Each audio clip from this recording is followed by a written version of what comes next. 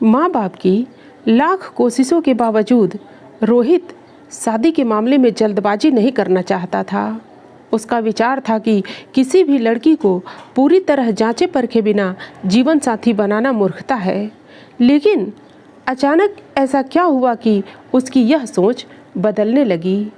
नमस्कार मित्रों, आज आपके लिए प्रमिला नानी वडेकर की लिखी कहानी लेकर उपस्थित हूँ।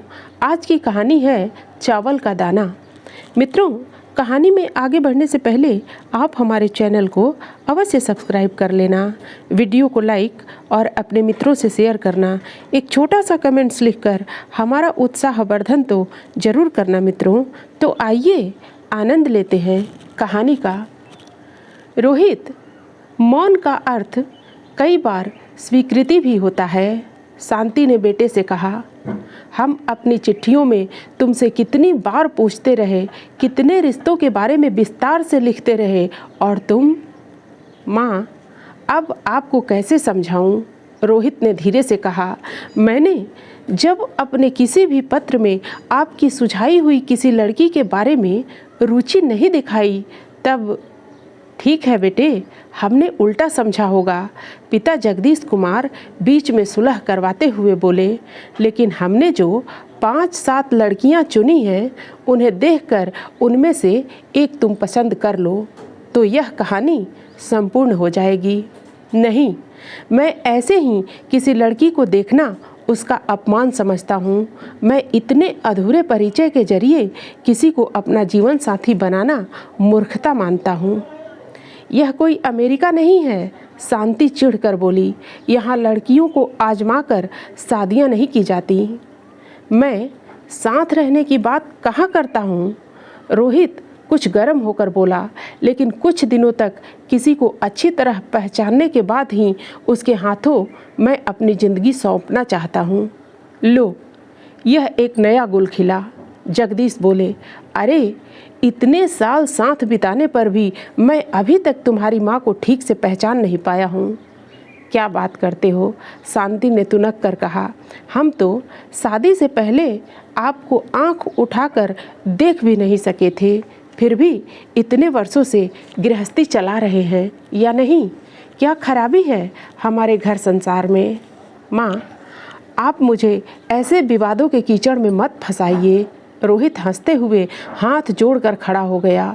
मैं तो चला, अनिल ने बुलाया है। रोहित चला गया, पर उसके जाने से समस्या तो समाप्त नहीं हुई। पिछले 8 वर्षों से वह अमेरिका में नौकरी कर रहा था। वहाँ किसी से शादी करने का इरादा हो ऐसा भी तो नहीं लगता था। जगदीश ने कई बार उसके मन की टोह लेने का प्रयत्न किया तो था। हर 2 वर्ष बाद भारत के अंचल में महीना भर लेटने के लिए आतुर रोहित जिस तरह अपनी माँ का या अन्य परिचित महिलाओं का आदर करता था, उससे तो यही निष्कर्ष निकाला जा सकता था कि भारतीय नारी का स्थान उसकी नज़र में आदरणीय है। उसकी बातचीत से पता चलता था कि अमेरिकन युवतियों की स्वच्छंद प्रवृत्तियाँ उसे पसंद नहीं, लेकिन वहाँ भी तो अच्छी लड़कियाँ होंगी ही। जगदीश की बहन सरला ने एक बार कहा था, हो सकता है वहाँ की किसी भी भारतीय या विदेशी लड़की से परिचय बढ़ाकर बाद में ही वह शादी की ओर कदम बढ़ाए। वैसे इसमें हरज भी क्या है? पर दीदी, हम चाहते हैं कि वह भारत में रचे बसे किसी परिवार की लड़की से शादी करे, जगदीश ने कहा था, ताकि दोनों परिवारों का आकर्षण उन्हें अपने वतन की ओर खींचता रहे।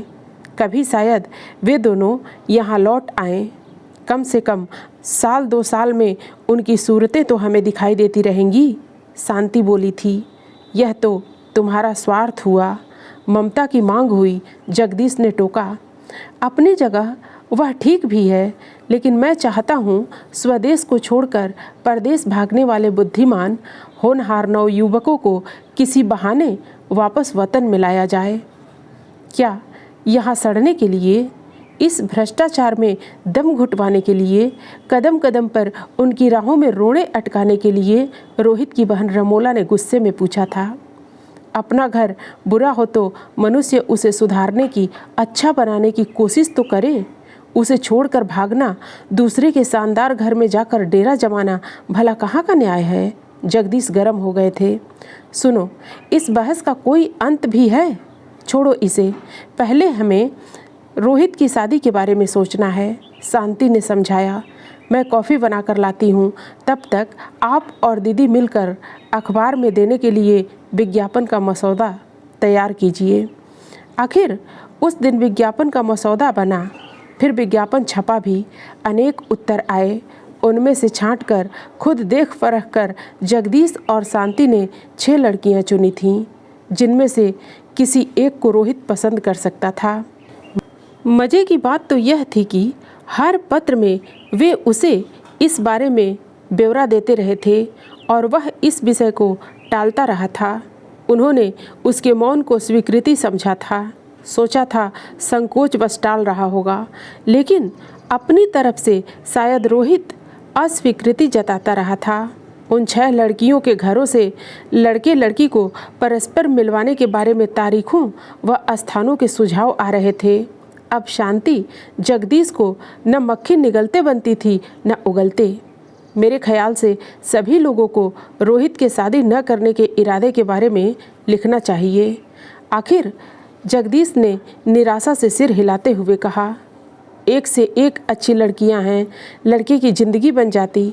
खैर हाँ, परिवार, प्रतिष्ठा, शिक्षा, शिष्टाचार, रूप, रख रखाव, सभी कुछ परखने की कोशिश तो हमने की थी। उनके स्वभाव और रुचियों के बारे में भी पता लगाने का प्रयास किया था। शांति बोली, जो भी उसे सुहाती उसी से शादी कर सकता था। छोड़ो, 2-4 दिन में ही मैं सबको पत्र लिख दूंगा, कहकर जगदीश काम पर चले गए। रोहित के आने से शांति के घर आने जाने वालों का तांता लगा रहता था। इस भीड़ से बचने के लिए एक दिन रमोला ने फिल्म देखने का कार्यक्रम बनाया। 11 बजे के शो में जाने की बात तय हुई थी। अचानक ही शांति के दूर के रिश्ते के कुछ लोग आ टपके।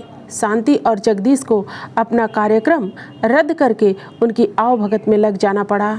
रोहित पर उन दोनों के टिकट सिनेमा घर पर ही किसी को बेच देने का जिम्मा भी आ पड़ा था। इसीलिए कुछ तेज चलाने के कारण रोहित का स्कूटर किसी गाड़ी से टकरा गया।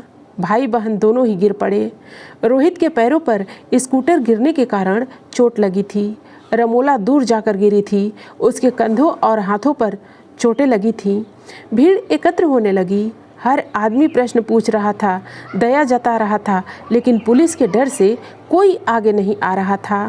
तभी अपनी मोपेड को एक तरफ खड़ी करके एक लड़की भीड़ को चीरती हुई अंदर घुसी। कैसे लोग हैं आप, चलिए आइए यहाँ स्कूटर उठाने में मेरी मदद कीजिए। लोग मदद के लिए आगे बढ़े। स्कूटर उठवाकर एक ओर रखवाया। लड़की ने सहारा देकर रमोला को खड़ा किया और रोहित को लोगों की मदद से सड़क के किनारे ले जाकर बिठाया। फिर एक टैक्सी को रोककर वह लड़की दोनों को अस्पताल ले गई। फिर उनसे पता लेकर दुर्घटना के बारे में उनके घर के लोगों को बताने वह खुद गई। फ़ोन कर दीजिएगा, रोहित ने नंबर देकर कहा था। तब उसने उसे धीरज बंधाते हुए जवाब दिया, देखिए चोटें गंभीर नहीं हैं, उन्हें डराने से क्या लाभ। वैसे भी मेरे साक्षात्कार का समय तो कब का हाथ से फिसल गया। अब खुद जाकर आपके माता पिता को धीरे से समझाकर समाचार दूंगी और उन्हें साथ ले आऊंगी। वैसे मेरा घर यहाँ से नज़दीक ही है। जगदीश और शांति जब अस्पताल पहुँचे तब दवा के असर के कारण रमोला गहरी नींद में थी। घबराहट और सदमे से बचने का यही उपाय था। रोहित के पैर का एक्सरे लिया गया था और शीघ्र ही उस पर प्लास्टर चढ़ने वाला था। जगदीश और शांति को धीरज बंधाकर वह लड़की अपने घर चली गई।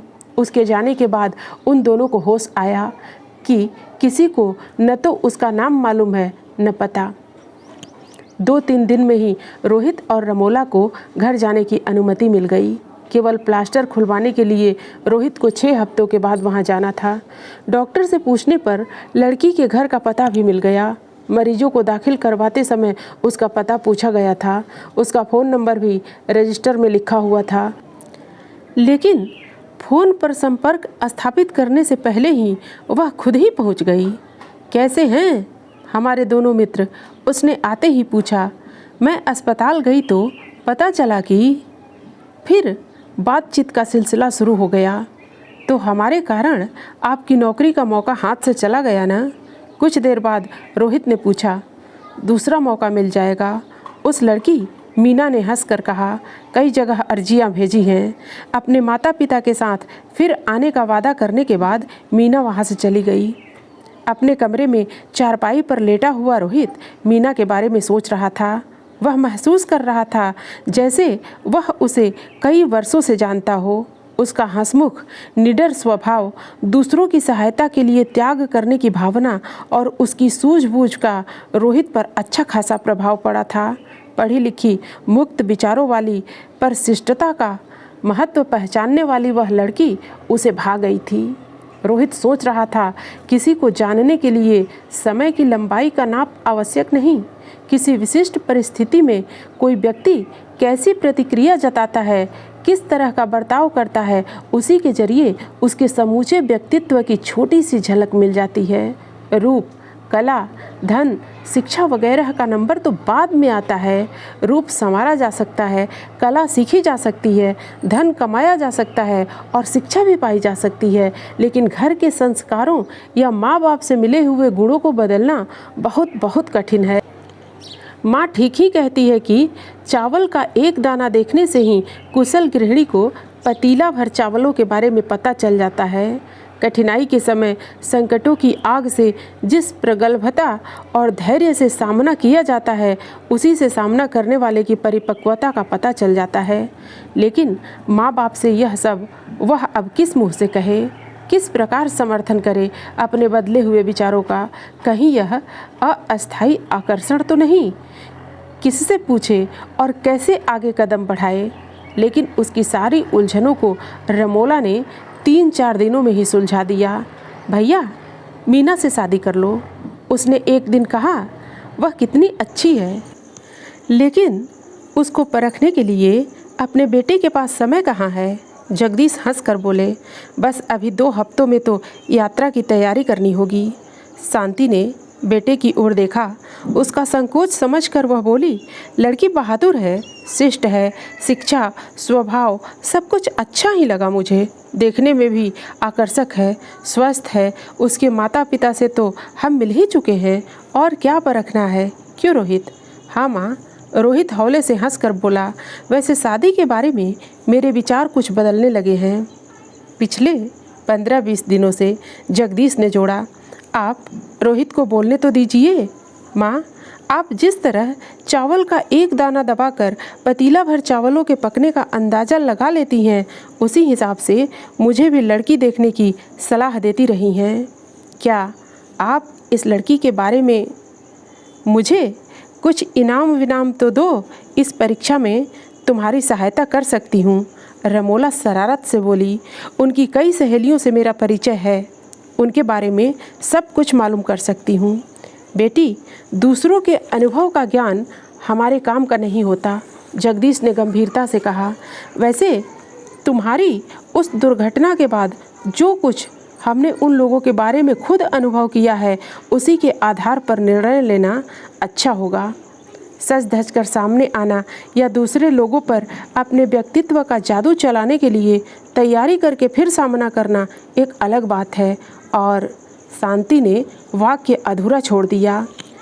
अपरिचित व्यक्तियों के साथ अचानक सामना होने पर उन्हें जो व्यक्तित्व दिखाई देता है, वही हमारी सच्चाई होती है। मैं सही कह रहा हूँ ना? जगदीश ने पूछा। माँ, पिताजी, अगर आपको मीना पसंद हो और आप उसे मेरे योग्य समझते हो तो, रोहित ने कहा, मैं शादी करके ही विदेश जाना चाहूँगा। वहाँ मैं अकेला रहता हूँ। नातेदार, अपना देश, अपना समाज हजारों मील दूर होते हैं। मैं समझता हूँ कि बहादुरी, सूझबूझ, सहानुभूति जैसे गुण बहुत मूल्यवान और उपयोगी साबित होते हैं। लेकिन भैया, आप मीना से अभी मिले ही कितनी बार हो? रमोला फिर शरारत पर उतर आई। इतनी जल्दी इतना महत्वपूर्ण फैसला? क्या मैं जान पहचान वाली किसी गोरी मेम को तेरी भाभी बनाकर लाऊं? रोहित ने पूछा। घर का माहौल खुशनुमा हो गया था।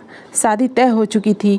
मीना भी रोहित के साथ विदेश जाने वाली थी, पर दोनों परिवारों को विश्वास था कि अपने सुलझे हुए विचारों के रेशमी सूत्र से मीना भारत के साथ अपने परिवार के बंधन जरूर दृढ़ रख पाएगी। शायद भविष्य में उसी सूत्र के सहारे वह इस महान वट वृक्ष की डालियों में अपना घोंसला बनाने के लिए कभी वापस भी आ जाए। मित्रों, हर कहानी में कोई न कोई संदेश छुपा होता है। कहानी लोगों का मनोरंजन करने के साथ साथ जिंदगी की ज़रूरी सीख भी देती है। फिर मिलते हैं अगली प्रस्तुति में नई कहानी के साथ। धन्यवाद।